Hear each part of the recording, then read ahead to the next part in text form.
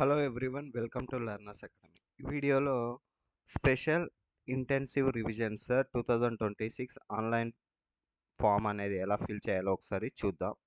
ఇక్కడ ఏంటి అంటే ఎవరైతే special intensive revision SIR 2026 online form fill చేయాలంటే మీరు ఫస్ట్ ఏం చేయాలి అంటే ECI.gov.inకి వెళ్ళి అక్కడ మనకి ఏంటంటే మీకు వెళ్తే వెబ్సైట్ ఓపెన్ చేస్తే మీకు ఇలా వచ్చేస్తుంది. అక్కడ మనకి ఏంటంటే మన లాగిన్ డీటెయిల్స్ మనం లాగిన్ అయితే సరిపోతుంది. మన ఓటర్ ఐడి డీటెయిల్స్ తోటి లేకుంటే మన ఫోన్ నెంబర్ తోటి లాగిన్ అవ్వాలి. ఎవరికైతే లాగిన్ అనేది వాళ్ళు ఇదివరకు కాలేదో వారు ఫస్ట్ రిజిస్ట్రేషన్ చేసుకోవాల్సి వస్తుంది.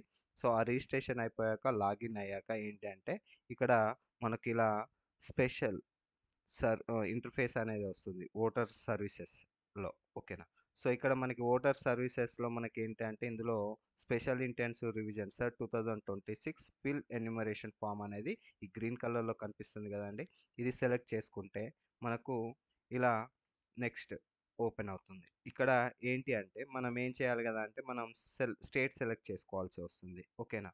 స్టేట్ సెలెక్ట్ చేసుకున్నాక మనకు నెక్స్ట్ తర్వాత ఇలా వస్తుందండి. ఇక్కడ ఏంటి అంటే స్టేట్ సెలెక్షన్ అయిపోయాక ఇక్కడ మనకి మన ఓటర్ ఐడి కార్డు నంబర్ ఉంటుంది కదండి. ఆ ఓటర్ ఐడి కార్డ్ నంబర్తో సెర్చ్ చేసుకుంటే మన డీటెయిల్స్ వస్తాయి ఇలా.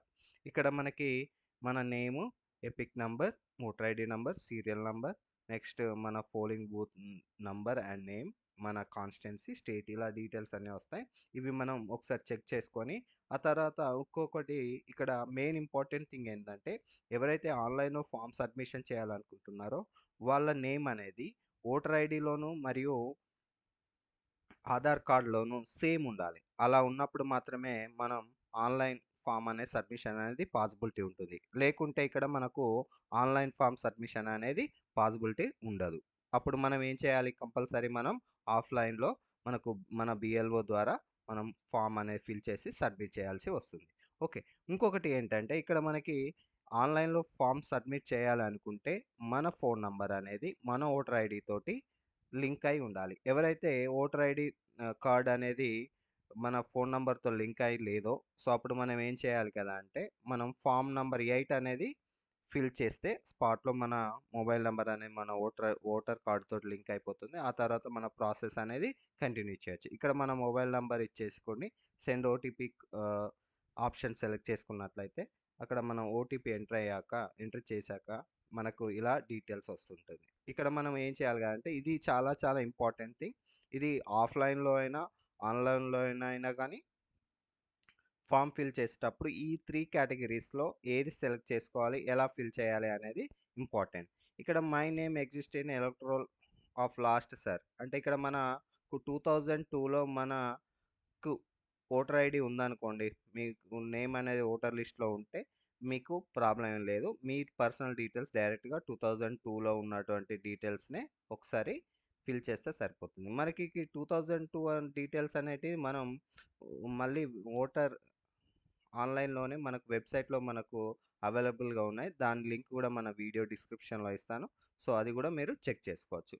లేదు నాకు 2002లో నాకు ఓటర్ ఐడి నాకు ఇంక అప్పటికి రాలేదు, నాకు అప్పటి ఎలక్షన్స్లో అంటే అప్పటి ఓటర్ లిస్ట్లో నా నేమ్ లేదు అనుకుంటే మనం ఏం చేయాలి, అప్పుడు మన తల్లిదండ్రులు లేకపోతే మన గ్రాండ్ పేరెంట్స్ సో ఎవరైనా ఒక్కరి 2002లో వాళ్ళ నేమ్ ఉన్నట్లయితే వాళ్ళ నేమ్ ఆప్షన్ సెలెక్ట్ చేసుకొని వాళ్ళ డీటెయిల్స్ ఇక్కడ ఫిల్ చేయాల్సి ఉంటుంది. ఓకేనా.